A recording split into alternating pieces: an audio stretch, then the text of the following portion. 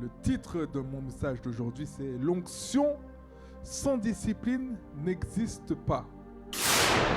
L'onction sans discipline n'existe pas. Et je vais commencer à introduire mon message par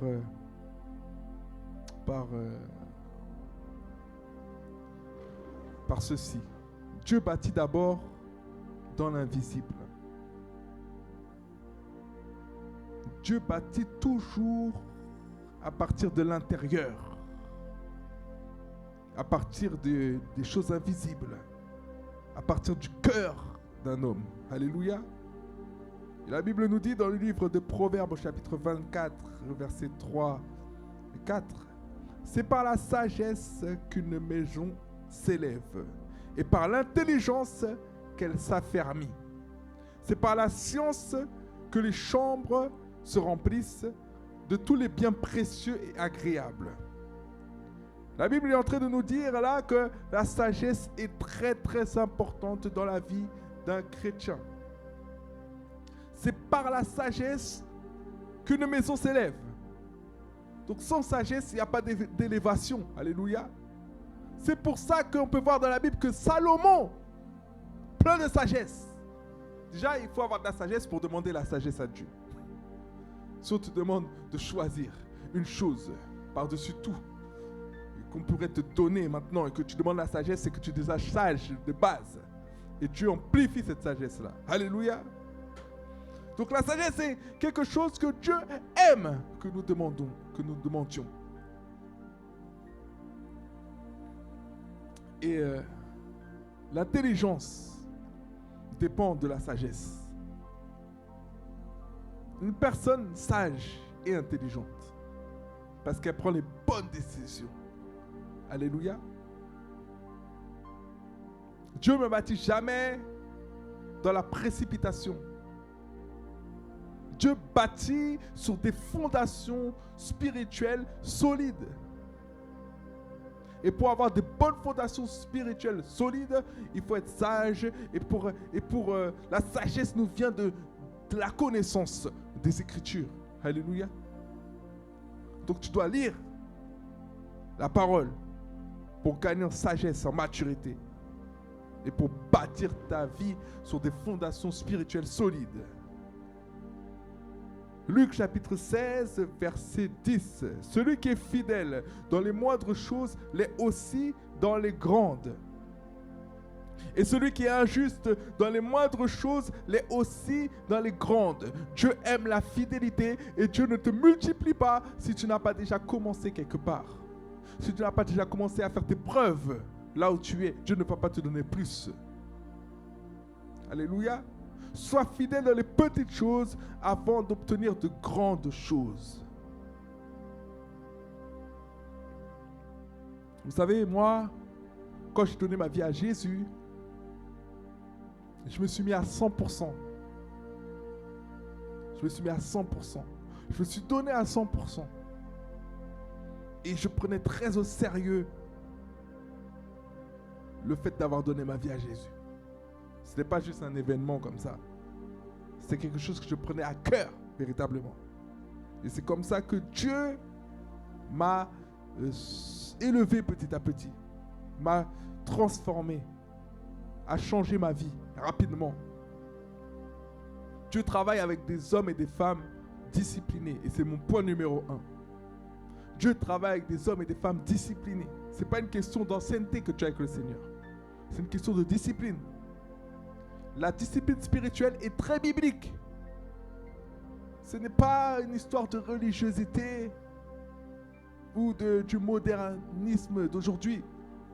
Parce qu'il y a des personnes aujourd'hui qui sont disciplinées que quand le pasteur est là. Que quand un homme est là. Mais qui n'ont pas de discipline avec Dieu.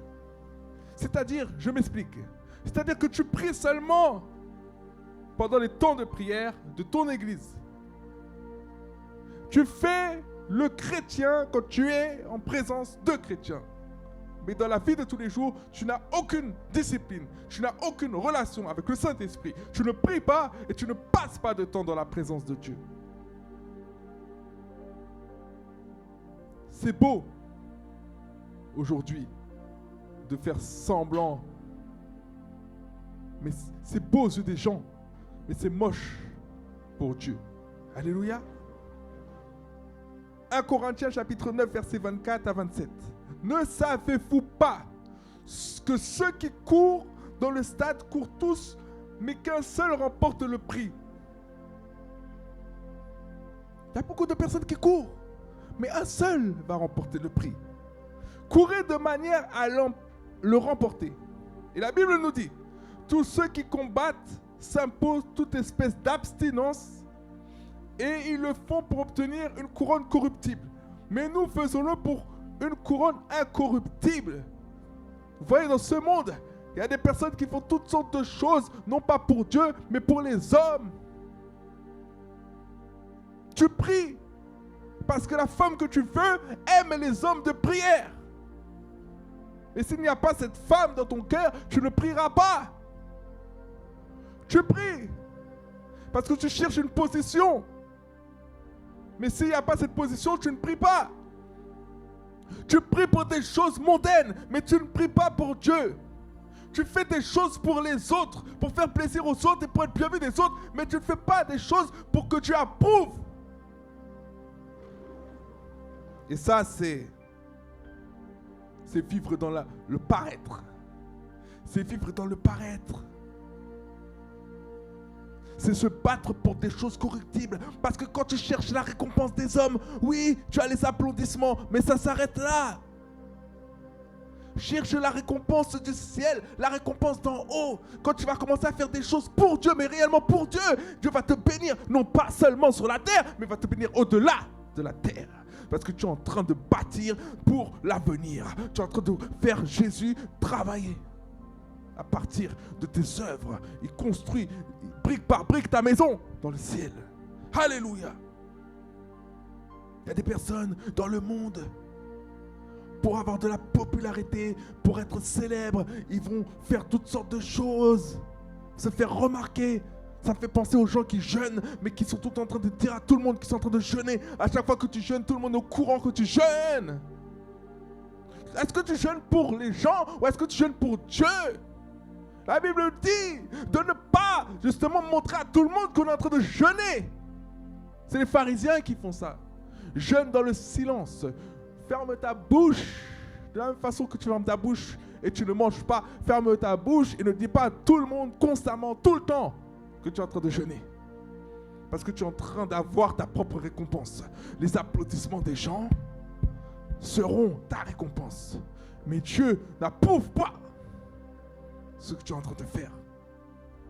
Parce que tu le fais pour avoir des flatteries, pour plaire aux hommes. Alléluia. La Bible dit, moi donc je cours, non pas comme à l'aventure, je frappe, non pas comme battant l'air, mais je traite durement mon corps et je le tiens assujetti, de peur d'être moi-même rejeté après avoir prêché aux autres. Alléluia. C'est quoi battre l'air? Battre l'air, c'est faire beaucoup de vent, mais il n'y a rien qui se passe. Vous savez, c'est comme quand vous faites du shadow boxing. C'est vous tapez dans le vide. Voilà, moi pour avoir fait avant de la kickboxing, il y a des types d'entraînement, ça s'appelle le shadow boxing. Tu tapes dans le vide pour apprendre les mouvements, c'est une forme de... Même des fois, je peux l'utiliser pour récupérer. Par exemple, tu as fait un combat, mais après tu veux récupérer, mais en étant dans l'activité. Tu vas taper dans le vent, mais derrière, il n'y a pas d'impact, il n'y a rien qui se passe. Alléluia. Tu brasses de l'air. Tu fais une action qui te fait dépenser de l'énergie, mais il n'y a rien derrière. C'est ça, brasser de l'air, brasser du vent. Alléluia. Nous, on n'est pas là pour brasser de l'air. On est là pour frapper nos ennemis. Je parle des ennemis spirituels. Alléluia. On est là pour leur mettre des droites et des gauches. Afin que nos frères et sœurs soient libres des esprits d'impudicité et autres. On n'est pas là pour faire du cinéma. Et quand on est en train de dire à tout le monde qu'on est en train de jeûner, on fait du cinéma. Quand on prie que quand il y a du monde, on fait du cinéma. Mais les démons ne bougent pas. Les vies ne changent pas. Les personnes ne sont pas guéries. On n'est pas là pour faire du bruit. On est là pour vivre dans la vérité. La Bible dit qu'en son nom, on chassera les démons. On n'est pas là pour cohabiter. On n'est pas là pour faire du cinéma. Alléluia. Et il faut, comme l'apôtre Paul dit, traiter durement son corps et le retenir assujetti. Parce que votre corps a une volonté.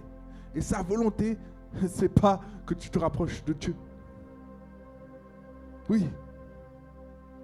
Parce que si tu écoutes ta chair, si tu écoutes la volonté humaine que tu as là de pécher, tu vas te moquer de moi qui est en train de prêcher. Oui. Tu vas blaguer, tu vas écrire des commentaires malsains. Mais la vérité, c'est que tu auras ta récompense. Tu auras ta récompense. On ne se moque pas des oins de l'Éternel. On ne se moque pas de Dieu. Vous savez, il y a des personnes qui ne croient pas en Dieu, mais qui font très attention quand c'est des choses spirituelles. Ils ne se moquent pas de Dieu parce qu'elles ne croient pas en Dieu, mais au fond d'elles, il y a une petite conscience réveillée. Se dit, mais si ce Dieu-là existe là, le jour où je vais mourir, est-ce qu'il ne va pas me remontrer tous ces moments-là où je me suis moqué de lui? Alléluia. Et peu importe ta religion, je ne pense pas même que dans ta religion, ça soit quelque chose que ton Dieu approuve. Alléluia. Point numéro 2. La discipline attire et honore le Saint-Esprit. La discipline attire et honore le Saint-Esprit. Le Saint-Esprit n'agit pas dans le désordre. Pourquoi? Parce que tout simplement Dieu est un Dieu d'ordre, la Bible nous dit. Éphésiens chapitre 4 verset 30. N'attristez pas le Saint-Esprit de Dieu par lequel vous avez été scellés pour le jour de la rédemption. Vous savez, il y a plusieurs façons d'attrister le Saint-Esprit. Ce n'est pas forcément en commettant des péchés directs. Parce qu'il y a péché et péché. Vous savez, ça dépend de votre niveau. Quand vous venez de donner votre vie à Jésus, pour vous un péché c'est tuer. Non, pour un païen, quelqu'un qui ne connaît pas Jésus, pour lui un péché c'est tuer. Pour lui un péché c'est voler. Et quelqu'un qui connaît Jésus, qui a donné sa vie à Jésus, pour lui un péché c'est un mensonge. Il est déjà à un autre niveau. Mais pour quelqu'un qui est encore plus loin avec le Seigneur, pour lui un péché c'est méditer de mauvaises pensées. Parce qu'on peut avoir des mauvaises pensées. Mais méditer de mauvaises pensées c'est déjà un péché. Pourquoi? Parce que la Bible dit que ça vient de la pensée. Ça vient du cœur. Avant qu'on commette une action mauvaise, elle est déjà venue dans notre cœur. C'est pour ça que Jésus dit, celui qui ferme ses lèvres, qui pince ses lèvres là, et qui regarde une femme pour la convoiter, il a déjà commis la pudicité avec elle, l'adultère ou autre, dans son cœur. Il a déjà commis. Donc il y a un niveau de péché qui se commet au travers de la pensée. C'est pour ça qu'il n'y a aucun juste sur la terre. Toi qui regardes cette vidéo, toi qui es connecté là, toi qui es en live là, crois pas que tu es quelqu'un de saint aux yeux de Dieu. Tu es un pécheur. C'est pour ça que Jésus-Christ est venu justement pour te rendre saint. Alléluia. Il est venu te rendre saint par son sacrifice. Il a payé le prix pour toi, pour te rendre saint devant Dieu. Mais tu es un pécheur. Nous sommes tous des pécheurs. Comme je t'ai dit, tu as juste une mauvaise pensée, juste une convoitise, c'est un péché. Ne pas avoir le temps pour Dieu est un péché. Ne pas vouloir entendre parler de Jésus est un péché. Ne pas s'asseoir pour commencer à se poser des questions sur ce Jésus est un péché. Ne pas vouloir se consacrer est un péché. Être un chrétien et ne pas vouloir changer est un péché. Ne pas obéir à Dieu est un péché. Tu peux être chrétien et pécher grave tous les jours. Parce que tous les jours, le Seigneur te dit quitte cette personne, tu ne la quittes pas. Vous savez, chrétien n'est pas un titre. C'est un état de cœur. C'est que tu es transformé par la parole. Ton intelligence est transformée. Ton cœur est transformé. Dieu enlève ton cœur de pierre pour te donner un cœur de chair qui est sensible à sa parole. Quand il te dit tu arrêtes quelque chose, tu arrêtes. Et Dieu ne fait pas que te dire quelque chose, te donner une instruction. Il te donne la capacité. C'est pour ça que tu as besoin de Jésus. Les religions vont te dire arrête ça, arrête ci, arrête ça, arrête ci. Ils vont te vendre Dieu comme un père fouettard qui est là avec un bâton et qui veut te châtier, qui veut te frapper à chaque fois que tu manques, à chaque fois que tu fais quelque chose de mauvais, à chaque fois que tu pêches, il veut te frapper, te condamner. Non, c'est pas comme ça que Dieu est. Dieu est amour, Dieu est bon. C'est pour ça qu'il a envoyé Jésus-Christ afin de porter la condamnation qui est sur tes épaules. Oui, c'est ça. Ça, c'est l'amour de Dieu. C'est pour ça que je suis fier d'être chrétien. Parce que mon Dieu aime. Mon Dieu ne condamne pas. Mon Dieu, il n'est pas là justement pour mettre les hommes en enfer. Il est là pour les sauver. Alléluia. Il est là. Il aime aussi bien les femmes que les hommes. Il aime aussi bien les noirs que les blancs. Mon Dieu n'est pas raciste. Mon Dieu ne fait pas de préférence entre les hommes et les femmes. Il a créé les deux. Mon Dieu n'est pas macho. Il n'est pas macho. Si tu es une femme et que tu regardes ce live et dans ta religion, on t'écrase tout le temps. Sache que ce n'est pas le cœur de Dieu. Je ne sais pas qui est ce Dieu, mais ce n'est pas le Dieu que je sers. Le Dieu que je sers, il t'aime comme tu es. Il y a des femmes qui ne veulent pas être des femmes parce qu'elles trouvent que c'est dur d'être des femmes. Ils auraient préféré naître homme. Alors que tu étais très bien femme. Tu es très bien femme. Tu es très bien femme. C'est la religion qui t'écrase. C'est la religion. Ce n'est pas dans mon message d'aujourd'hui, mais je sens que je dois dire ça à quelqu'un. C'est la religion qui t'écrase. Ce n'est pas Dieu. Dieu aime les hommes comme les femmes. Il a créé les deux. Tu ne dois pas te sentir méprisé. Tu dois être libre. La religion t'enchaîne. La religion te bloque. La religion te paralyse. La religion t'empêche d'être toi-même. La religion ne te rend pas libre. Mais Jésus-Christ te rend libre. Vous savez qu'il y avait des femmes qui marchaient avec Jésus. Et Jésus-Christ ne leur a pas dit, marchez pas avec moi, vous n'êtes pas digne de marcher avec moi. Il y avait des disciples. Et il y avait des femmes aussi qui étaient là. Marie de Magdala. Il y a même une femme qui a cassé un parfum qui coûtait très très cher et qui a répandu ça sur les pieds de Jésus. Elle a essuyé avec ses cheveux. Signe d'humilité. C'était même prophétique pour sa sépulture. Parce que avant à l'époque, il y avait une façon d'embaumer les morts. Il y avait une façon de faire. Et c'était prophétique en gros. Voilà, elle s'est humiliée. Elle a cassé ce parfum pour mettre sur les pieds de Jésus. Et Jésus-Christ n'a jamais condamné les femmes. Même la femme qui a été prise d'un flagrant délit d'adultère. Je ne sais pas pourquoi je parle de ça, mais je suis prophète. Je ne parle pas de ça pour rien. Il y a quelqu'un qui doit recevoir quelque chose aujourd'hui. Une femme qui a été vue en plein flagrant délit d'adultère, qui est condamnée par la loi. C'était condamné par la loi. On disait qu'on devait lapider cette femme. Donc les pharisiens, les religieux sont venus, ils étaient là avec des pierres, tous là, regardez Jésus, regarde, cette femme a été prise en flagrant délit d'adultère et puis il faut la lapider selon la loi, donc on est prêt. De qui? Des hommes encore. On n'a pas parlé de faire du mal à l'homme, on ne parle même pas de cet homme dans la Bible, on parle de la femme. La religion veut écraser cette femme, la religion veut la détruire. La religion veut la mettre ses pieds sous terre. Mais Jésus-Christ, non. Il a dit que celui qui n'a jamais commis de péché jette la première pierre. Et tous ces pharisiens étaient là, confondus par cette parole. Parce que c'est là qu'ils ont vu qu'eux-mêmes, ils n'étaient pas sérieux avec leurs femmes. C'est là qu'ils ont vu qu'eux-mêmes, peut-être ils se masturbent. Eux-mêmes, peut-être ils font X ou Y chose. C'est des menteurs, des fanfarons. Ils ont vu le péché qui était en eux. Et ils ont décidé de ne pas lapider cette femme. Pourquoi? Parce que peut-être cette femme-là a commis un péché, mais toi aussi tu commets des péchés, tu n'es pas mieux. Donc Dieu, mon Dieu, n'est pas un Dieu macho. qui utilise les opportunités pour écraser la femme. Non. Mon Dieu te relève. Il a dit, va et ne pêche plus. Va, je ne te condamne pas et ne pêche plus. Je ne te condamne pas.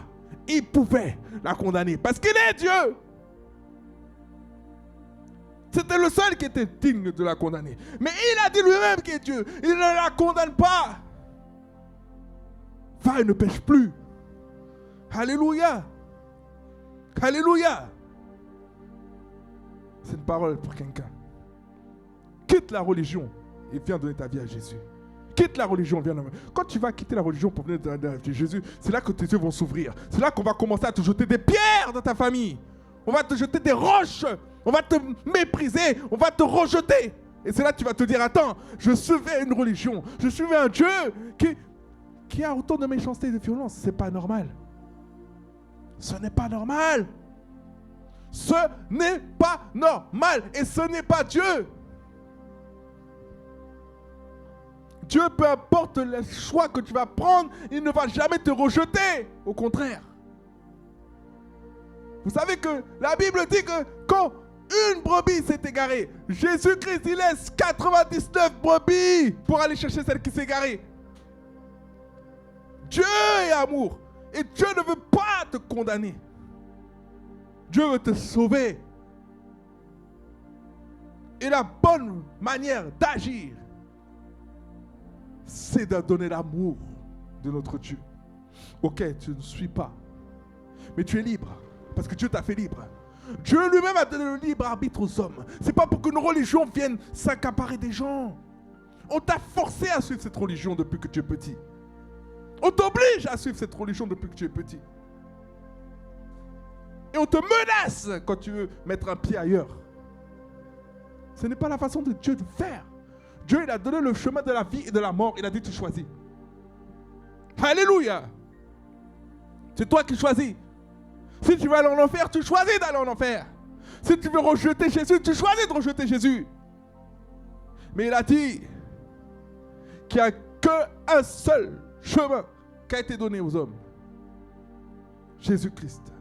Il est le chemin à la vie et la vérité. Il a été donné aux hommes de mourir qu'une seule fois. Après vient quoi? Le jugement. Une fois.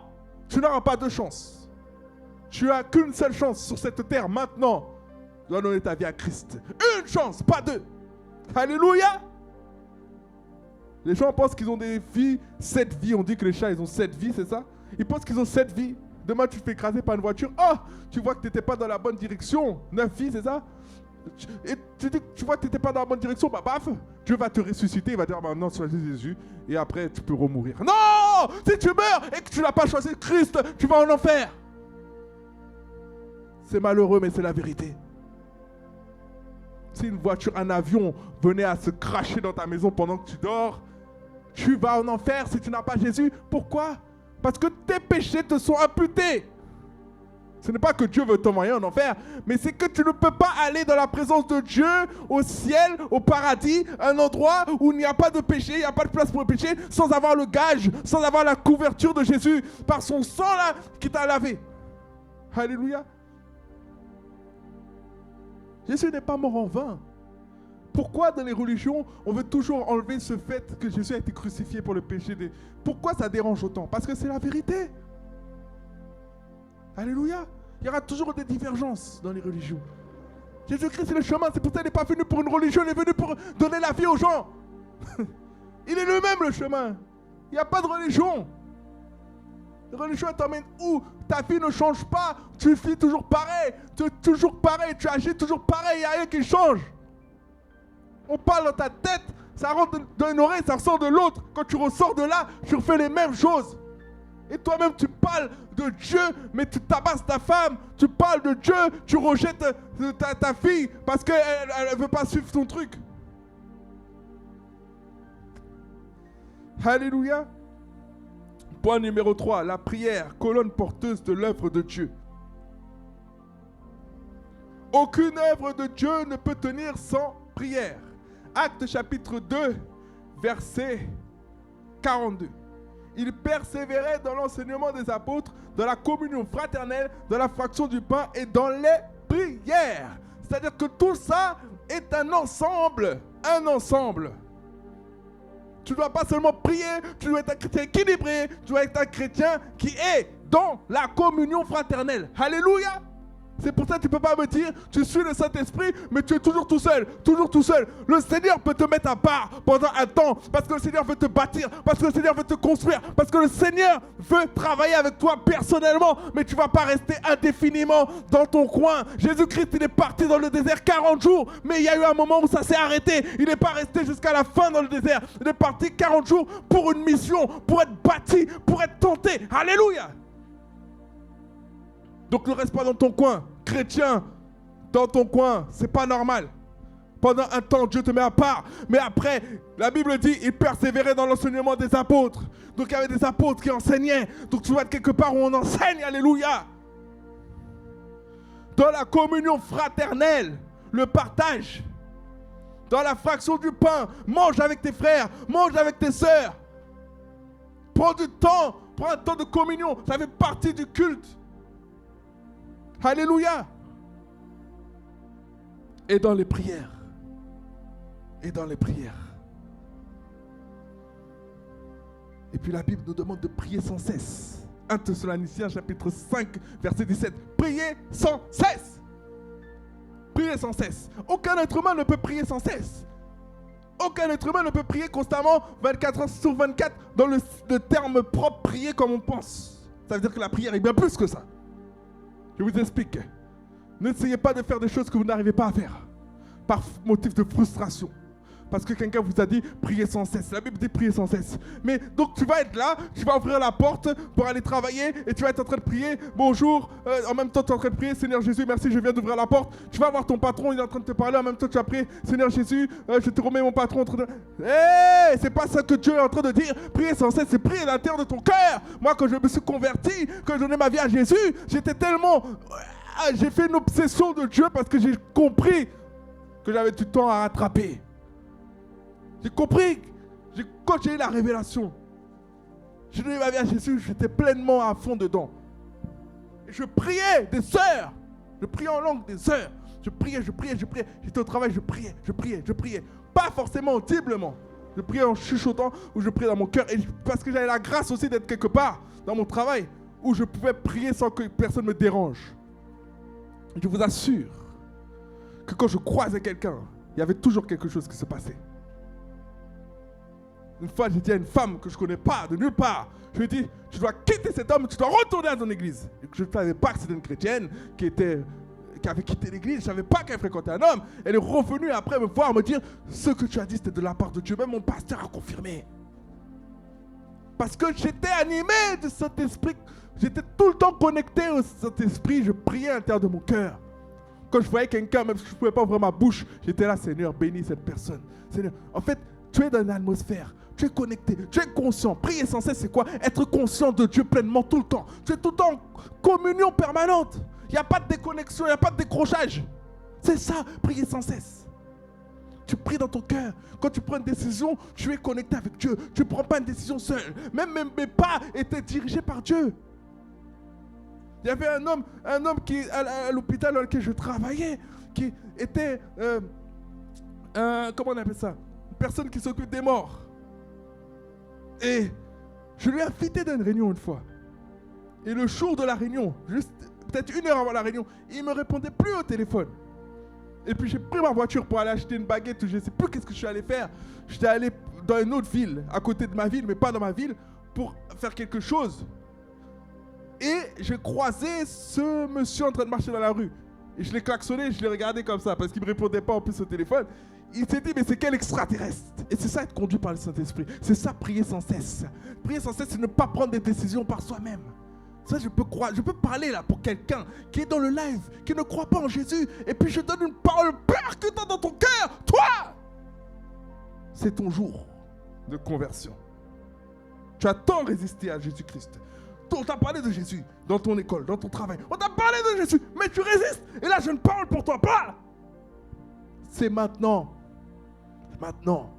Tu te posais des questions. Il y a une question que tu te posais dans ta tête. Pourquoi ce Dieu, s'il existe, pourquoi on dit que Attends, je ne comprends pas. Pourquoi il y a en même temps Dieu? Pourquoi en même temps il est Jésus? S'il est Dieu, pourquoi Dieu ne peut pas engendrer? Dieu ne peut pas s'unir à une femme. Dieu ne peut pas ci et Dieu ne peut pas ça. Mais je vais te dire quelque chose. Dieu, ses pensées sont au-delà de nos pensées. Ses voix sont au-delà de nos voix. Il n'y a rien que Dieu ne puisse pas faire. Ne limite pas Dieu. Ne mets pas Dieu. Là, je réponds à ta question. Ne mets pas Dieu dans une case. Une case. Parce que tu as entendu ça, mais c'est pas ça. Dieu peut faire ce qu'il veut. Ce qu'il veut. Il peut même susciter un âne. Dans la Bible, il a fait un âne parler. Dieu peut faire ce qu'il veut. Donc s'il veut venir en Christ, en Jésus, s'il veut venir en Jésus, il peut le faire pour sauver l'humanité. Il a le droit parce qu'il a il a capacité. Il est omniscient, omniprésent, omnipotent. Il peut tout faire. Comme quand tu vois de l'eau, de l'air et de la glace, les trois c'est la même chose. Mais les trois c'est pas la même chose en même temps. C'est la même chose. Jésus-Christ, c'est Dieu qui s'est fait chair pour être sur la terre, pour donner son sang, pour que tu puisses être sauvé. Parce qu'il n'y a pas de pardon de péché sans effusion de sang. Et on peut voir dans la Bible qu'il fallait faire des sacrifices animaux pour couvrir les fautes du peuple, mais pas pour les effacer. Et Jésus-Christ, lui, il a donné sa vie une bonne fois pour toute l'humanité. Pourquoi? Parce que son sang est divin. Il n'y a que le sang de Dieu qui pouvait racheter l'humanité. Alléluia! Tout a un but. Dieu ne peut pas aller... Il y a une chose que Dieu ne peut pas faire. C'est mentir. Dieu ne peut pas aller à l'encontre de ce qu'il a dit. C'est-à-dire qu'il a dit qu'il donne à l'homme la terre. Ce n'est pas pour que lui vienne sous forme de Dieu comme ça pour agir sur la terre. Non, Dieu doit passer par un homme. Donc il a dû créer cet homme pour passer par un homme, pour être dans la légalité. Est-ce que tu comprends tout ce que je dis? Pour être dans la légalité de sa propre parole. Il fallait qu'il passe par un homme pour sauver le monde. Parce que le monde est censé être gouverné par l'homme. Alléluia. C'est pour ça que le diable, il passe par les hommes pour répondre à ton autre question que tu as dans ta tête. Pourquoi le monde est comme ça? Pourquoi les gens souffrent? C'est pour ça que le diable passe par les hommes pour faire du mal aux gens. C'est pour ça qu'il y a des Hitler. C'est pour ça qu'il y a des hommes méchants et violents. Le diable ne passe pas comme ça. Il est aussi obligé de passer par les hommes. Et ceux qui donnent le droit légal aux hommes d'être méchants, d'être comme ça, c'est le péché qui est en eux. L'homme n'était pas prévu pour vivre une vie de pécheur et pour avoir toutes les conséquences du péché, parce que la Bible dit que ne vous y trompez pas, vous moissonnerez au temps convenable de ce que vous avez semé. Tout ce que vous faites sur la terre, vous le moissonnerez, que ça soit positif ou négatif. L'homme a péché, l'homme a désobéi à Dieu. L'homme s'est déconnecté de Dieu par le péché. Parce que le péché met une séparation. Et à partir de ce moment-là, c'est là que tous les problèmes ont commencé. C'est là que l'homme a commencé à expérimenter ce qu'on appelle la mort. La mort, c'est quoi? La mort, c'est tout simplement la séparation d'avec Dieu. La mort, c'est pas la mort qu'on voit, la physique, ça c'est rien. Pour ça, Jésus, il a dit à Lazare, Lazare, dors. Il n'est pas mort, il dort. Lazare, lève-toi, il s'est levé. C'est pas la mort là qu'on pense. La mort, la vraie mort, selon Dieu, c'est la séparation d'avec Dieu pour l'éternité. C'est ça la mort. Donc là, tu es mort actuellement parce que tu es séparé de Dieu. Et c'est quoi que te sépare de Dieu? La cause numéro 1, le péché. Le péché en toi. Le péché que tu as depuis la naissance, parce que tu es un descendant d'Adam. C'est ce péché qui te sépare de Dieu. Donc tu es mort spirituellement. Tu peux être en vie, danser la lambada, faire du football, rigoler, tout, boire et manger. Mais tu es mort. Mort. Tu peux être riche, millionnaire, milliardaire, mais tu es mort. Si tu entends ce message, je prie que la vie vienne en toi parce que tu es mort et morte. Si tu meurs, tu vas expérimenter la mort pour l'éternité. Parce que là, il y a un tic-tac, tic-tac, tic-tac, tic-tac, tic-tac sur la terre. Il y a un tic-tac, tic-tac, tic-tac. Et chaque homme est régi à travers ce tic-tac. Tu vas vivre combien d'années? 50, 60, 80, 90, 100, 110, même 125 ans. Mais tu vas mourir. Et ce sera la fin. Alléluia. La fin. C'est pour ça que tu donnes ta vie à Jésus. Et c'est pour ça que quand tu donnes ta vie à Jésus, tu ne meurs pas. Tu ne mourras jamais en fait. Parce que la vérité, c'est que ton corps va périr, mais ton âme et ton esprit vont où? Quand tu as donné ta vie à Jésus, tu passes de la mort à la vie. C'est-à-dire que même quand ton corps va pourrir, ton âme ne va pas mourir. Tu ne vas pas être séparé de Dieu, tu seras avec Dieu. C'est ça, la vraie mort. C'est pour ça qu'on ne veut pas que tu entendes parler de ce Jésus comme je suis en train de te parler. C'est pour ça qu'on ne veut pas que tu entendes parler de ce que je suis en train de te dire. Parce que cette vérité va te libérer. Et c'est ça l'enjeu de la terre, de la vie terrestre. C'est ce que Dieu nous demande de faire. Faites des nations des disciples, faites de toutes les nations des disciples, faites de toutes les nations des disciples. C'est pour ça que je prêche Jésus comme ça, avec autant de feu et de zèle, parce que je veux faire ce que Dieu me demande de faire des disciples. C'est tout ce qui m'intéresse. Ce qui m'intéresse, c'est pas de remplir une église. Je peux avoir une église remplie de personnes mortes. Ce qui m'intéresse, c'est de créer un réveil. Peu importe par quel moyen je passe. Là, je passe par les réseaux sociaux. Partage ce live. Que quelqu'un entende ce message qui libère sa vie. Vous savez, Dieu n'est pas dans le temps, dans le chronos. Dieu peut agir en dehors du temps humain. C'est-à-dire que quelqu'un peut regarder cette vidéo même dans 1 an et être sauvé. Alléluia. C'est pour ça que tu as un rôle. Partage ce live. Partage ça à quelqu'un. Que la personne écoute tout ce que je suis en train de te dire. Si tu n'as pas compris pourquoi Jésus-Christ est envoyé sur la terre, je te réexplique maintenant. Il a été envoyé sur la terre afin que tes péchés puissent être pardonnés. Parce qu'on ne peut pas te pardonner tes péchés. Aucun homme n'est digne de te pardonner tes péchés. Tu ne peux pas aller te confesser devant un homme.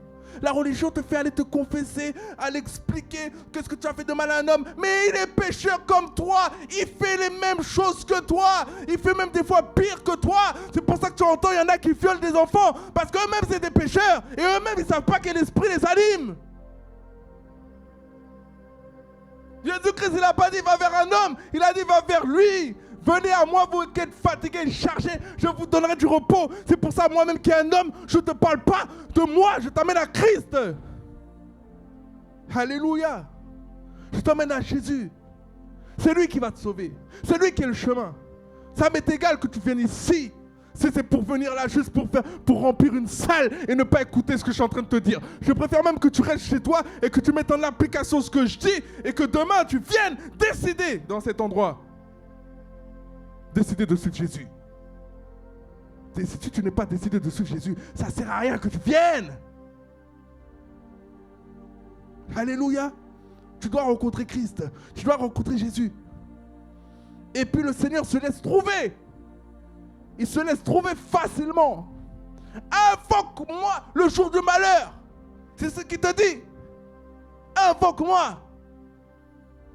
Heureux celui qui se confie en Christ. Et malheur à celui qui se confie en l'homme. Parce que l'homme est perverse. L'homme a une nature déchue. L'homme à qui tu peux te confier, c'est un homme qui est réellement rempli du Saint-Esprit. Qui est réellement mort à lui-même. C'est un homme comme ça que tu peux parler. Parce que cet homme-là va toujours te ramener à Jésus. Si quelqu'un commence à te dire, écoute, viens me voir, tous les mois, je vais prier pour toi, pour ça, et en même temps, il te demande de lui donner de l'argent, et en même temps, il fait des trucs bizarres, sache qu'il n'y a pas le Saint-Esprit dans ça. Un vrai homme de Dieu n'en a rien à faire de l'argent. Rien à faire de l'argent. Il n'en a rien à faire de l'argent. Je le répète encore, un véritable homme de Dieu n'en a rien à faire de ton argent. Il va prier pour toi que tu donnes de l'argent ou pas. Et même l'argent que tu vas lui donner, ça se trouve même il va le donner à quelqu'un d'autre parce qu'il n'en a rien à faire. Moi, je ne compte pas sur l'église pour payer l'église. Alléluia. Il faut faire la différence. L'argent, c'est un outil pour faire des choses. Moi, j'investis dans des salles, je loue des salles, mais je réinjecte ça encore pour ouvrir des portes pour d'autres hommes de Dieu.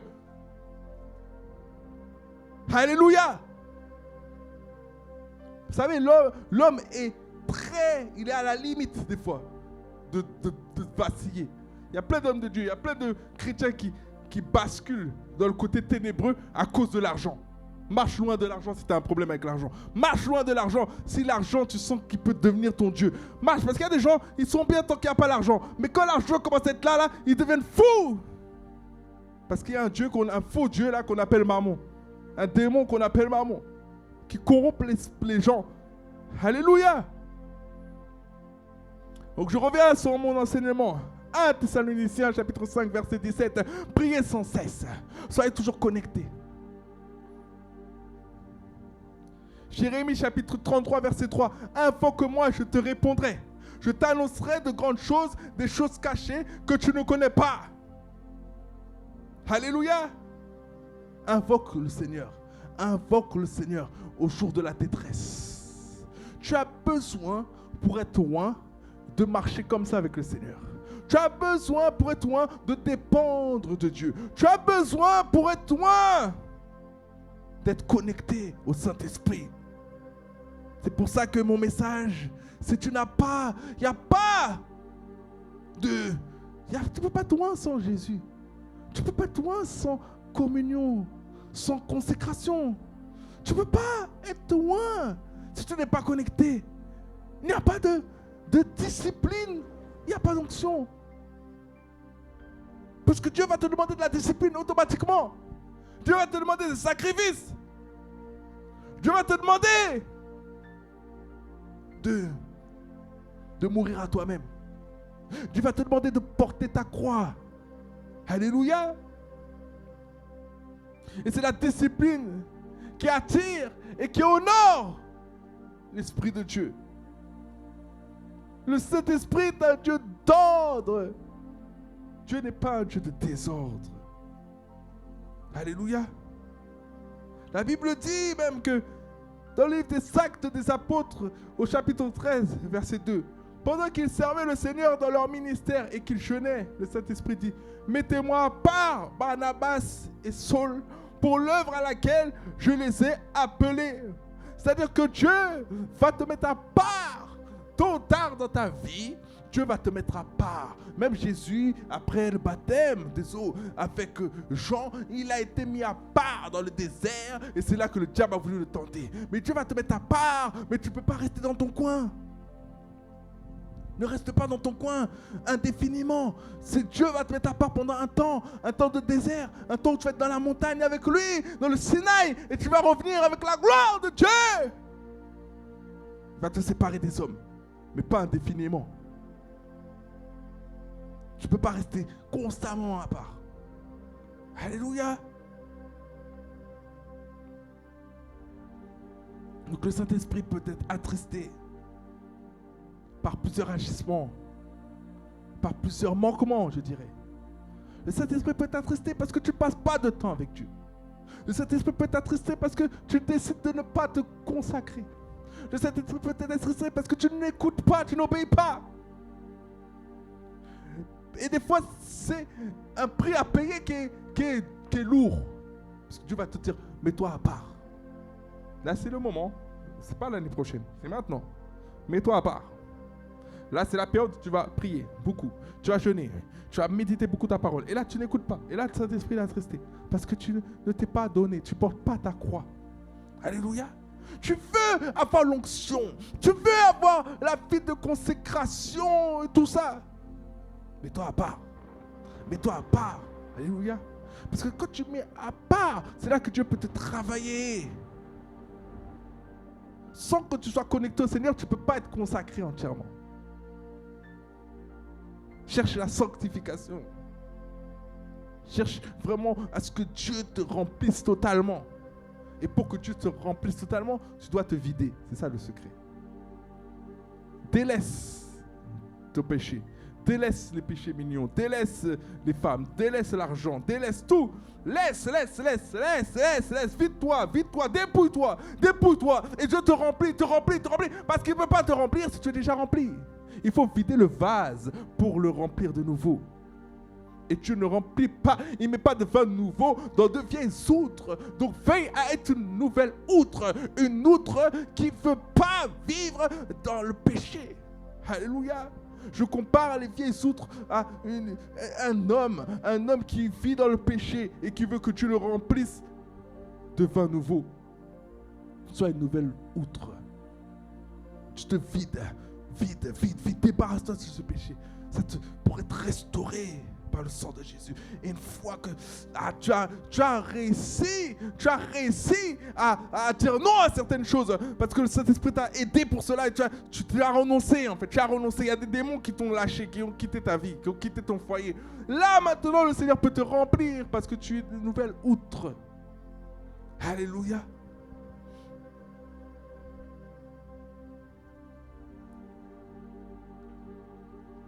La Bible dit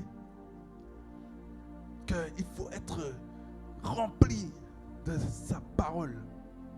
Il faut connaître sa parole. Il faut maîtriser sa parole pour réussir. Tu ne peux pas réussir dans le monde en marchant avec Jésus et en même temps, tu dis marcher avec Jésus, mais en même temps, tu as un pied dans le monde et tu veux réussir avec le monde. C'est pour ça qu'il y a des chrétiens, je dirais, bancals. Ils sont un peu avec Jésus et un peu avec le monde. Et ils vont là où le vent les emmène. Et quand ils veulent percer, ils vont un peu vers le monde. Ils commencent à se prostituer. Ils commencent à faire des musiques un peu mondaines. Je ne parle pas du genre, du style. Je parle de l'esprit derrière. Ils commencent à se compromettre. Par exemple, ils font des musiques. Ils ne disent plus le mot de Jésus. Ils ne disent plus le nom de Jésus dans la musique. Pour que ça soit plus commercial. En fait, tu te vends pour un plat de lentilles. Tu n'assumes pas ton Jésus. Du coup, ça ne marche pas. Tu es tiède. Tu es ni à gauche ni à droite. Le diable, lui, il a des serviteurs qui parlent de Satan ouvertement dans les musiques, qui réussissent comme ça. Après, ils vont perdre leur âme pour l'éternité. Ils sont juste manipulés pendant quelques années. Après, quand il en a marre d'eux, il les tue. Et voilà. Mais, même pas. Quand il a trouvé un remplaçant, quand il en a marre de toi, de ta tête, il te tue. Et hop, overdose. Allez hop, lui, crise cardiaque. Allez hop, là, je mets un autre à la place.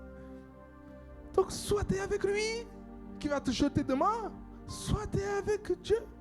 Mais tu ne peux pas faire de la musique qui honore le diable, mais t'oses pas trop parce que tu sais que tu es un peu à l'église aussi, donc tu es entre les deux. Non. Dans ta musique, parle de Jésus. Amène les gens à Jésus. Peu importe le style de ta musique. Amène les gens à Jésus. Que ton cœur soit pur. Que ton cœur soit pur. Et ton mobile ne doit pas être le succès. Parce que t'es en Christ, ta gloire là, c'est pas ta gloire, c'est la gloire de Dieu. Donc, tu réussis quand tu donnes la gloire à Dieu. Tu échoues quand tu prends la gloire pour toi. Et quand tu es dans le monde, va avec lui là.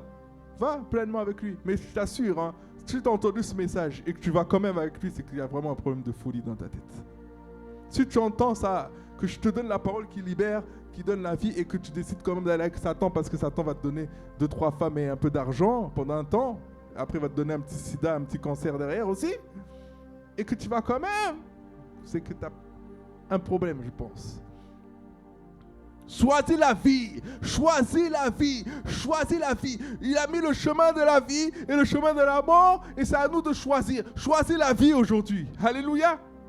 La Bible dit dans le livre de Josué au chapitre 1 verset 8 que ce livre de la loi ne s'éloigne point de ta bouche, médite-le jour et nuit. Pourquoi? Pour agir fidèlement selon ce qui est écrit, car c'est alors que tu auras du succès dans tes entreprises. C'est alors que tu réussiras. Tu réussiras quand tu agiras à partir de la parole de Dieu que tu connais, que tu maîtrises, que tu as médité pendant des heures. C'est là que tu vas avoir l'onction de Dieu qui va descendre sur toi, qui va te oindre et qui va te donner la capacité de réussir pour la gloire de Jésus-Christ. C'est comme ça le chemin du chrétien. Il n'y a pas d'autre chemin. Alléluia. À quel moment tu médites la parole? À quel moment tu lis la parole? À quel moment tu es dans la parole? À quel moment tu manges la parole? À quel moment? L'homme ne vit pas de pain seulement, mais de toute parole qui sort de la bouche de Dieu. Alléluia.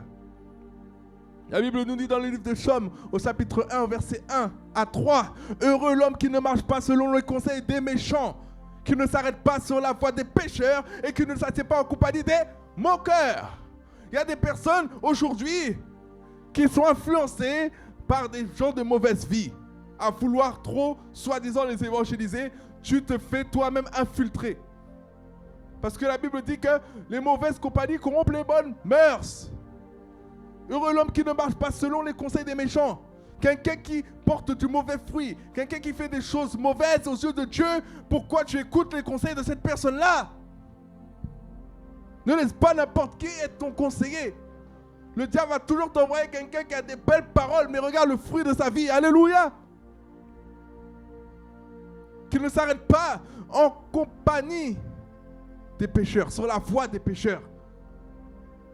C'est-à-dire que tu marches, tu passes, tu les emmènes à Christ.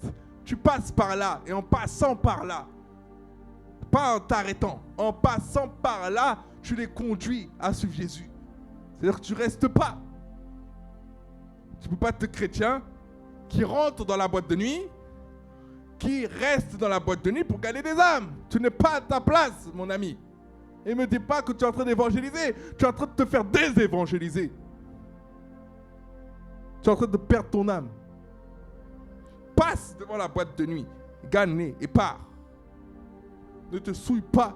La Bible dit que fuyez l'impudicité. Fuyez l'impudicité. C'est des endroits d'impudicité. Qu'est-ce que tu vas aller dormir là-bas? Qu'est-ce que tu vas aller traîner là-bas pour aller gagner des âmes? C'est pas là que tu dois demeurer. Tu as plus à perdre qu'à gagner. Tu es là, tu es chrétien, mais tu t'assois avec les personnes qui se moquent des chrétiens. Moi, je ne peux pas manger. Je ne peux pas m'asseoir avec quelqu'un qui se moque des chrétiens. Même s'il y a des jours où la personne ne se moque pas des chrétiens. Si je t'ai entendu te moquer des chrétiens une fois, je ne m'assierai pas avec toi pour manger avec toi. La Bible dit, ne s'assieds pas en compagnie des moqueurs. Et même pas forcément des moqueurs qui se moquent forcément des chrétiens, des gens qui se moquent tout court. Parce que tu peux avoir des chrétiens de nom qui se moquent des gens tout le temps.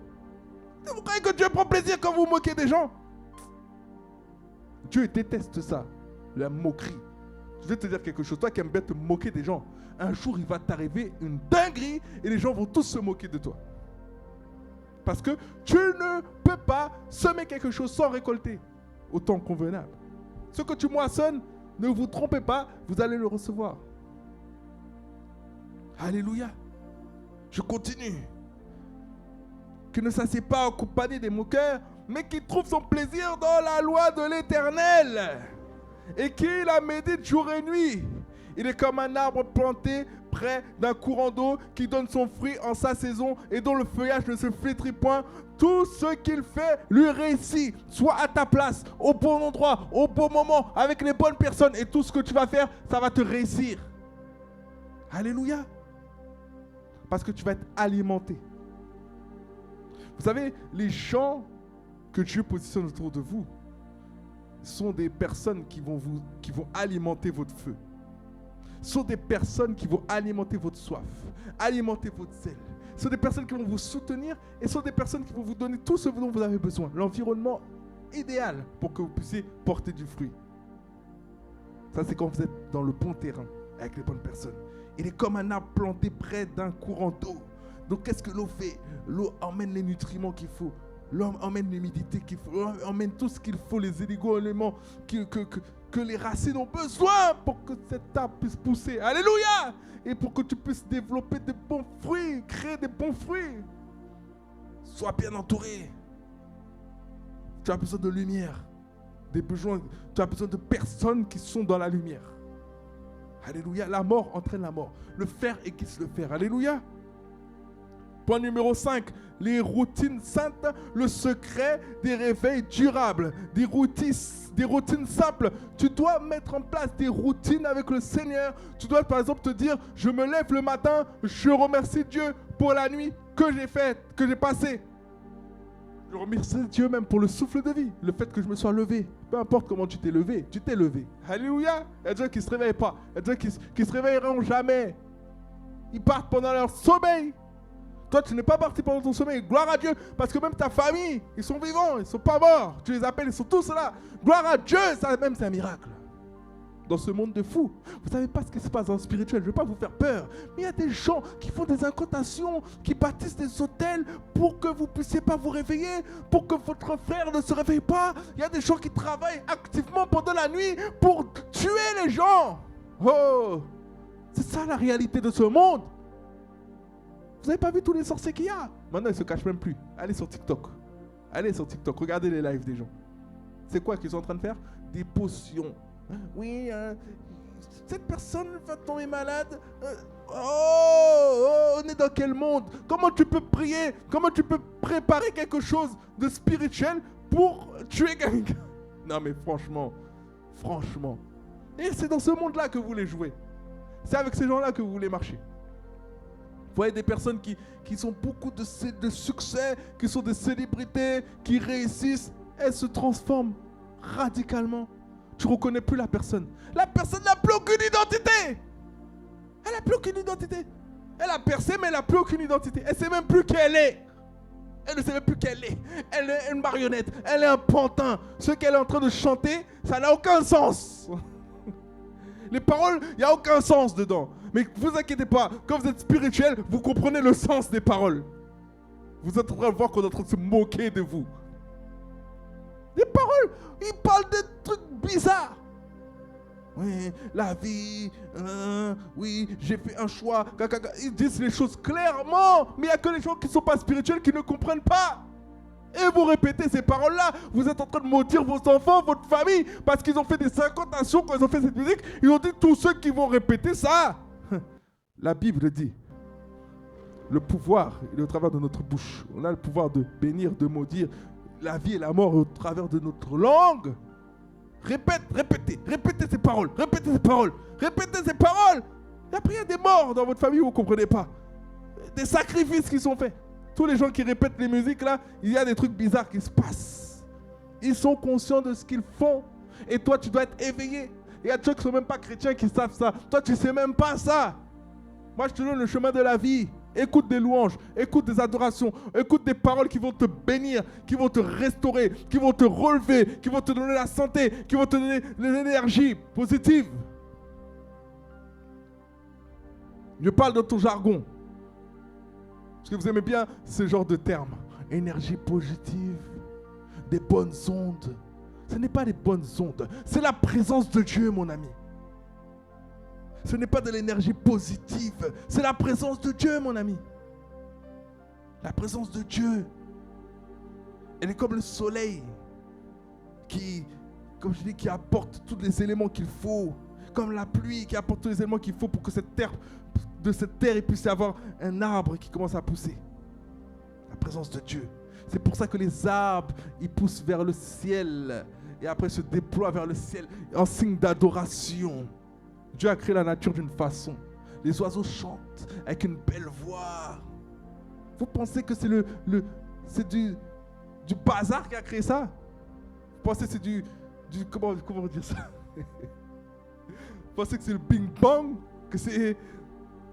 Il n'y a pas de hasard dans la vie. Tout est calculé. Tout ce que Dieu a fait, bon. Alléluia. Tout a une signification. Vous pensez que c'est un hasard qui fait qu'une femme peut procréer, peut donner la vie? À quel moment le cœur se met à battre? À quel moment le cœur se crée? Pourquoi ça ne se crée pas comme un chewing-gum qui fait du n'importe quoi? Une femme accouche un dinosaure, une femme accouche une mouche. Non, l'enfant va avoir les choses que la maman avait. Il va avoir l'essence de la maman. Il va avoir la façon de penser un peu de la maman. Parce que c'est Dieu qui a créé la nature comme ça. C'est pas Madame Nature là comme vous dites. C'est Dieu qui a créé les choses avec des principes. Il y a des choses qu'on ne peut pas faire. Le diable peut tout essayer, il ne va jamais réussir.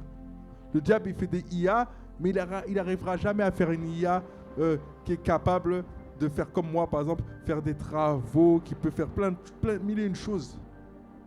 Il ne pourra pas faire des bons repas comme la maman africaine qui est en train de faire des super repas délicieux. Ce sera trop mécanique.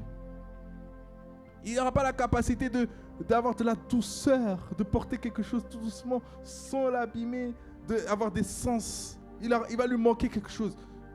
Alléluia. Donc, l'être humain a été créé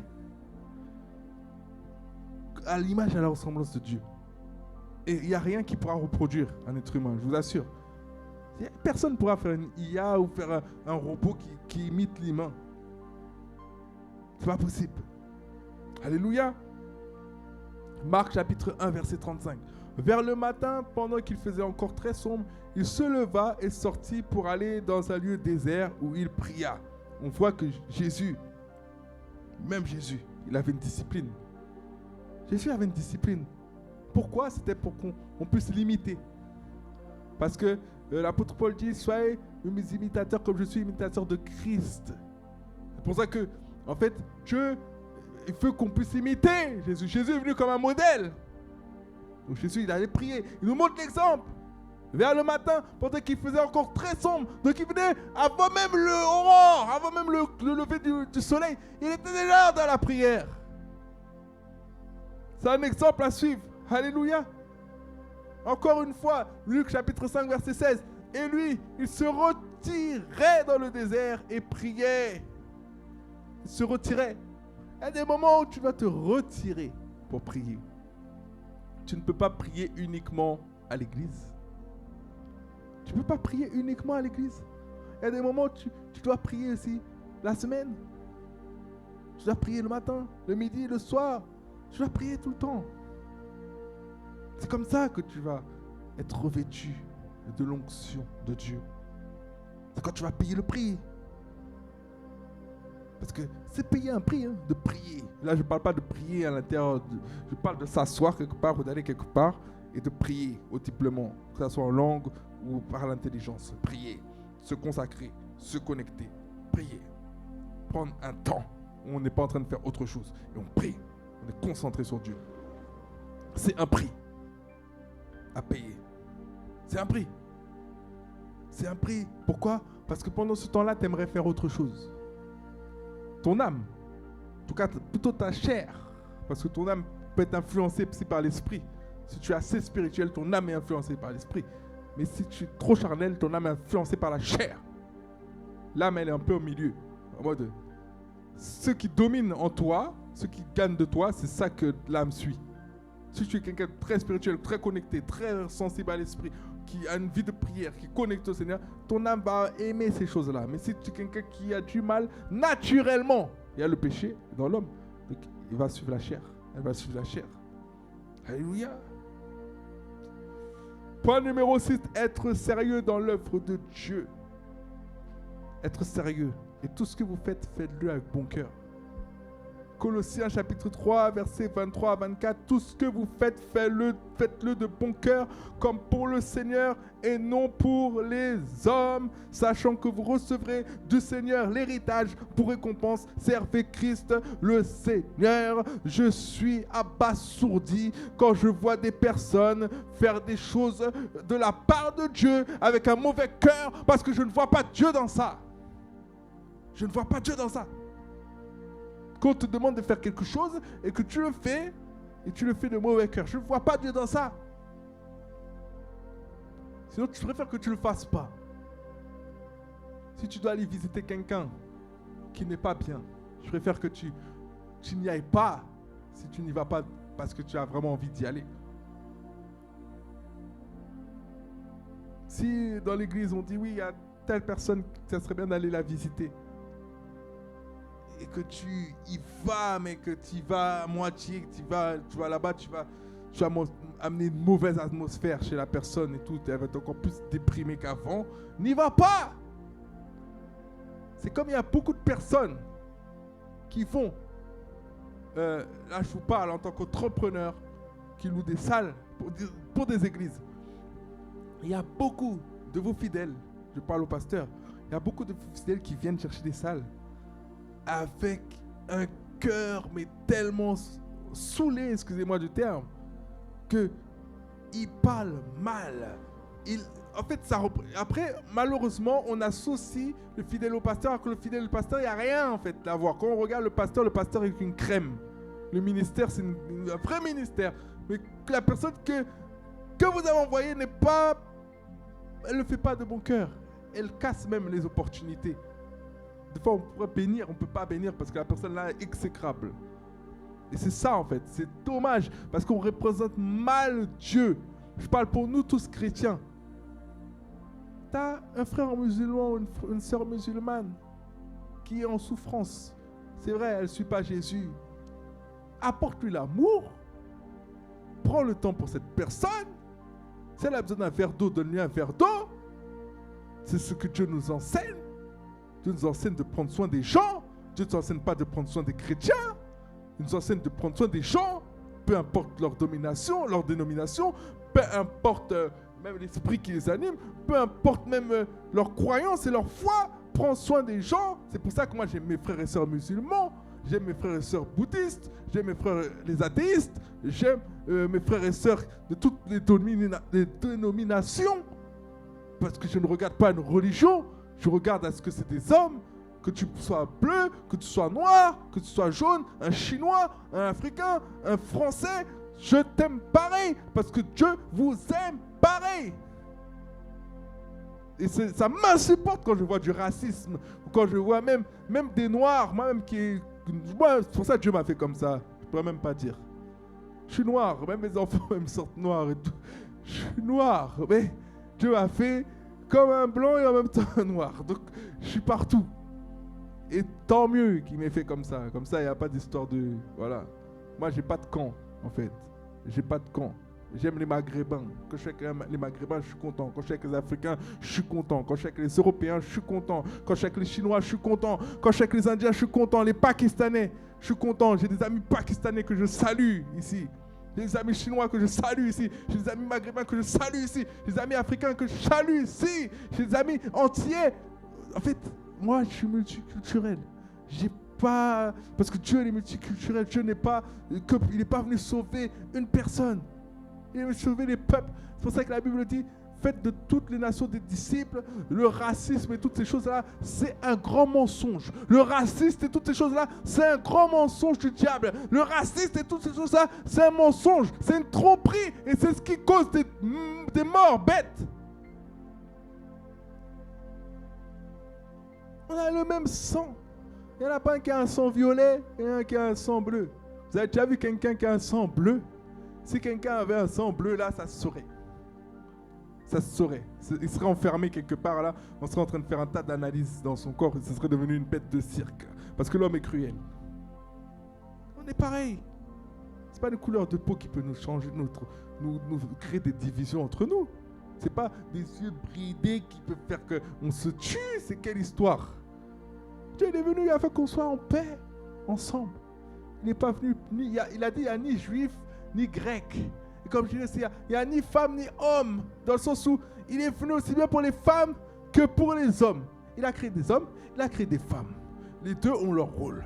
Mais il n'y a pas de préférence entre les hommes et les femmes. Si une religion te crée des préférences entre les hommes et les femmes, il y a un problème. Parce que Dieu n'est pas un Dieu qui crée des préférences. Vous savez, un texte peut avoir beaucoup de vérité, mais il y a beaucoup de mensonges. Hébreux chapitre 12, Hébreux chapitre 12, verset 11. Il est vrai que tout châtiment semble d'abord un sujet de tristesse et non de joie. Mais il produit plus tard pour ceux qui ont été ainsi exercés un fruit paisible de justice. La discipline produit un fruit. Elle produit un fruit. Quand tu es discipliné, tu as des résultats positifs. Oui, un footballeur professionnel, il court plus que les autres amateurs. Il travaille plus, il a des entraînements plus longs. Il a plus d'entraînements dans la semaine. Il est plus consacré. Alors qu'un joueur semi-professionnel, par exemple, il va travailler à côté et il va jouer. C'est vrai, il va être consacré quand même, il va avoir beaucoup d'entraînements dans la semaine, mais il va travailler à côté. Du coup, il n'est pas pleinement dedans, il est à moitié dedans. Donc, ses résultats sont des résultats moyens. Donc, il va jouer, il va être payé un complément de revenus, mais il n'aura pas un salaire entier parce qu'il n'est pas pleinement dedans. Alors que toi, qui es un joueur professionnel, tu t'entraînes beaucoup plus et du coup, tu as un niveau beaucoup plus élevé et tu es beaucoup plus loin. C'est de la même façon que Dieu opère. Tu te consacres davantage. Tu te mets à part davantage. Tu pries davantage. Tu es plus connecté que les autres. Et bien Dieu va déverser son onction sur toi davantage. Parce que Dieu, son onction, c'est un investissement qu'il fait sur toi, sur ta vie, pour que tu puisses porter du fruit. C'est pas un investissement pour que tu puisses faire le faux pharaon, que tu puisses te la raconter, que tu puisses prier pour les gens tombent par terre. Et non, c'est un investissement pour que tu puisses transformer les vies. Dieu transforme les vies au travers de toi parce qu'il s'est investi en toi. Parce que tu es un canal, tu es un outil. Tu es un instrument accordé. Et tu veux t'utiliser cet instrument-là il est tombé par terre. Et il ne fait pas ce que je veux. Donc il m'énerve. Il m'énerve. Et quand il ne fait pas ce que je veux, c'est-à-dire que je joue les bonnes notes, ça ne sort pas ce que je veux. Ça m'énerve. Donc je vais devoir trouver une solution pour réparer ça. Il faut de l'argent. Je veux investir encore dans ça. Vous voyez? C'est la même chose avec Dieu. Dieu, il vous voit. Et vous faites n'importe quoi, vous cassez tout en commettant le péché tout le temps, en faisant n'importe quoi. Donc ils investissent à l'intérieur de vous et après, vous n'écoutez pas. Tu veux jouer un fa, il veut jouer un fa avec vous, vous sortez un do. Il doit s'adapter, il doit dire, ah ben là je suis obligé de jouer un do pour faire un fa, donc ça casse la tête. Là je parle d'un langage humain, vous comprenez? Ça casse la tête. Ben Dieu c'est pareil. Dieu, il ne va pas vous utiliser, il ne va pas vous rendre une deuxième fois si à chaque fois vous allez tomber par terre. Chaque fois vous allez jeter en fait l'investissement qu'il a fait à l'intérieur de vous. Comme moi cet instrument, je ne vais pas le réparer si je sais qu'il n'est pas fiable. Je vais en acheter un autre. Je vais utiliser mon argent plutôt que le réparer 10 fois. Je préférais utiliser cet même argent pour en acheter un autre qui va être carré, qui va être sérieux et qui ne va pas s'abîmer à chaque fois qu'il tombe. Même s'il coûte 5 fois plus cher. C'est la même façon que des fois, Dieu vous voit et puis vous continuez à couler dans l'onction, et vous continuez à opérer des miracles et tout, mais en même temps vous péchez, en même temps vous faites n'importe quoi, et après demain ça s'arrête, ça ne marche plus, il n'y a plus d'onction, mais Dieu ne va pas réinvestir encore son onction à l'intérieur de vous, parce que vous jouez avec l'onction. Alléluia. Donc il n'y a pas d'onction sans discipline. L'onction sans discipline, ça n'existe pas, parce que c'est quelque chose qui ne va pas durer. Et l'onction, la meilleure onction que tu puisses avoir, ce n'est pas l'onction par imposition des mains. C'est l'onction que tu génères au travers de ta connaissance des Écritures. Parce que Dieu t'investit de son onction, parce que tu comprends la parole, parce qu'il t'a donné des rémas, et puis tu as avalé la parole. Et puis ça rentre à l'intérieur de toi, et puis tu vis. Et puis maintenant, quand tu vois une parole, quand tu vois une situation, tu vois une parole devant toi. Et oui, la Bible dit, par les meurtrissures de Jésus, vous avez été guéris. Tu envoies cette parole-là, la personne est guérie. Parce que l'onction travaille. L'onction à partir de la parole. C'est la meilleure onction que tu peux recevoir. La meilleure onction, ce n'est pas l'onction d'imposition des mains, qui est une onction qui va peut-être être éphémère dans ta vie parce que tu ne vas pas l'entretenir. Alléluia. C'est comme si tu donnais quelque chose de tout fait à quelqu'un qui n'a pas la vie pour. C'est comme donner de l'argent à un SDF qui a toujours le système de pensée du SDF. Oui, au début, il va bien t'habiller, mais ça ne va pas durer longtemps. Ça ne va pas durer longtemps parce qu'il ne va pas savoir entretenir cette chose-là. Donc la meilleure onction que tu puisses avoir, c'est celle que tu obtiens par les nuits de prière, les nuits de lecture, de méditation de la Bible. C'est celle que tu obtiens par ton expérience. C'est celle que tu obtiens par les jours où tu te consacres au Seigneur. C'est cette onction-là qui va durer dans le temps, qui va être ton onction, qui t'appartient. Alléluia. Tu dois être sérieux avec Dieu. Tu dois être sérieux. Soyez sérieux. Soyons sérieux avec Dieu. J'invite les personnes qui sont connectées là à me rejoindre dans l'église Minésis où je suis en train de tout bâtir. J'invite les personnes qui sont connectées là, même si vous avez déjà une église, et ben venez à Yes to Jesus. Ce n'est pas un ministère qui dépend d'une église. C'est un ministère de gagneur d'âmes. Parce que c'est la vision que Dieu m'a donnée. Gagner des âmes du nord, du sud, de l'est et de l'ouest. La Bible dit que tous, la volonté de Dieu, c'est que tous, que les blancs, que les bleus, que les rouges, que les Chinois, les Indiens, les Arabes, les Africains, les Antillais soient tous sauvés. C'est ça la volonté de Dieu, ok? La volonté de Dieu, c'est que tous soient sauvés. Tous parviennent à quoi? À la connaissance de la vérité. La vérité, c'est quoi et c'est qui? La vérité, c'est Jésus-Christ. Il est le chemin et la vérité. Donc, c'est que tous viennent à Jésus-Christ. Alléluia. Alléluia. C'est pour ça que tu vas partager ce live avec quelqu'un. Ça va peut-être, très certainement, l'éclairer sur plusieurs points. Cette personne-là risque de donner sa vie à Jésus. Le Seigneur est content quand la parole de Dieu est propagée. La parole de Dieu, elle est quoi? Esprit et vie. Elle donne la vie. Là où il y a la mort. Elle réveille les morts. Les morts, comme j'expliquais, pas mort physiquement, mais mort spirituellement. Elle réveille. Elle réveille. Parce qu'on est tous comme des zombies assoiffés de vérité quand on n'a pas Christ.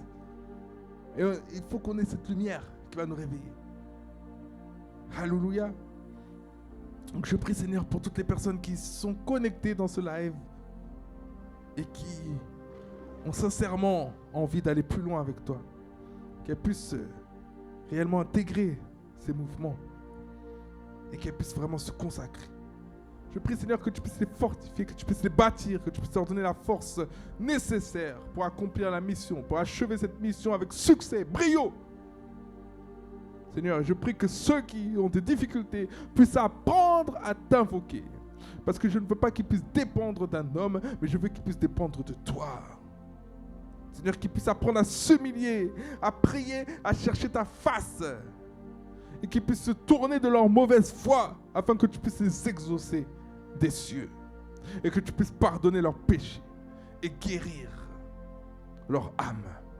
Seigneur, je prie, Seigneur, qu'ils puissent faire les choses non pas par force physique, mais par ton esprit. Parce que tu dis dans ta parole, ce n'est ni par la puissance, ni par la force, mais par ton esprit. La preuve, il y a des personnes qui sont très musclées, mais qui sont très faibles en même temps. Ils sont faibles face à la cigarette. Tu peux avoir des gros bras, des abdominaux comme des tablettes de chocolat, tous des triceps, des biceps, des quadrupeps, toutes sortes de muscles vraiment bien gonflés. Et au final, tu es faible face à la cigarette. Tu es faible face à l'impudicité. Tu es faible face aux mensonges. Tu es faible face aux critiques. Tu es faible face aux calomnies. Tu es faible face à la médisance. Tu es faible face à toutes sortes de petites tentations. Parce qu'au final, tu n'es pas fort. Tu es faible. Et tu as besoin de Jésus pour te rendre fort de l'intérieur. Alléluia. Alléluia. Seigneur, je prie pour cette église et je prie pour les gens connectés, qu'ils puissent être des réels disciples, qu'ils puissent choisir le bon chemin et de combattre le bon combat de la foi dans le nom de Jésus.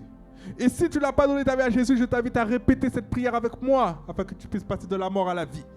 Et tu répètes après moi à haute voix là où tu es. Seigneur Jésus, aujourd'hui, je décide de te donner ma vie. Je fais de toi mon Seigneur et mon Sauveur, car j'ai compris que tu es mort et ressuscité pour le pardon de mes péchés. Seigneur, aide-moi à marcher dans la justice. Aide-moi à marcher dans toute ta volonté, à ne pas flancher, à ne pas aller à gauche, à ne pas aller à droite. Pardonne-moi pour tout ce que j'ai fait qui ne t'a pas plu depuis que je suis né. Merci pour cette parole que tu m'as donnée. Merci pour ce message qui m'a donné la vie. Merci parce qu'aujourd'hui je passe de la mort à la vie et je me réjouis en toi. Dans le nom de Jésus, j'ai ainsi prié. Amen. Et je vous invite vivement à nous contacter. église-milésis@gmail.com, tout attaché. église-milésis@gmail.com. Et si vous venez pour Yes to Jesus, c'est ytj.movement@gmail.com. Sinon, vous allez tout simplement sur les réseaux sociaux, vous cherchez prophète Stéphane Nerpla, vous me contactez, je vous enverrai tout ça. Il n'y a pas de souci. En tout cas, soyez bénis et je vous dis à bientôt. Alléluia.